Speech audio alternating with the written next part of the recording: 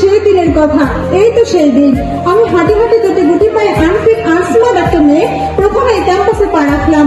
সবকিছু আমার অজানা, সম্পূর্ণ একটা নতুন পরিবেশ। কাউকে চিনি না, কারো কাছে যেতে পারি না। চুপচাপ এই নতুন পরিবেশে আমি এক গুরুত্বপূর্ণ ব্যক্তি। কিন্তু নিয়তের কি পরিহাস, সবকিছু আমাকে চিনতে শুরু করলো আর আমিও চিনতে শুরু করলাম। দিনের পর দিন গড়ে উঠলো আমাদের নিবিড় সম্পর্ক। এই প্রিয় ক্যাম্পাস হয়ে গেল আমার প্রিয় ক্যাম্পাস। আমিও বৃক্ষরাজের মতো আমার ডালপালা ছড়িয়ে এক এক করে সম্পর্কে জড়িয়ে গেলাম আর পেয়ে গেলাম হাজার হাজার বন্ধু বান্ধব, যাদের সাথে আমার পাখির মতো উড়ে চলা আর মিষ্টি কথা বলা। এই বলে যেন চিরদিন শেষ হবার মতো নয়। প্রিয় উপস্থিতি, আমার স্মৃতিচারণার আর একটি পর্ব হলো আমার প্রিয় শিক্ষক মন্ডলী মহোদয়। কি আদর, কি স্নেহ, কি নিঃস্বার্থ ভালোবাসা। এই যেন মহান আল্লাহ তাআলার এই অনন্য সজ্জা, যে পেয়েছে সেই ধন্য হয়েছে। প্রিয় উপস্থিতি, আমিও ধন্য। আমি যেই প্রতিষ্ঠানের স্টুডেন্ট, সেই প্রতিষ্ঠানটি আমার জেলার শ্রেষ্ঠ শিক্ষা প্রতিষ্ঠান।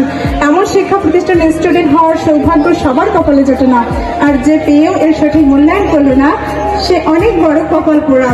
আর এই কথাটি আমি আমার সামনে বসা ছোট ভাই বোনদের বলে যেতে চাই যে তোমরাও ধন্য এমন প্রতিষ্ঠানের স্টুডেন্ট হয়ে। আর যদি কোনো কারণে অসন্তুষ্ট থাকো, তবে তোমরা হবে সেই কোর ব্যাঙের মতো যে সমুদ্র ছেড়ে গেলে আর কখনো সমুদ্রে দেখা পায় না। প্রিয় উপস্থিতি, আমি আর কথা বাড়াবো না। আজকের অনুষ্ঠানটি হলো দোয়া অনুষ্ঠান।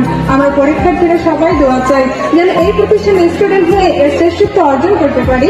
এজন্য সবাই আমাদের মন খুলে দোয়া করবেন, এই প্রত্যাশা রেখে আমি আমার বক্তব্য শেষ করলাম।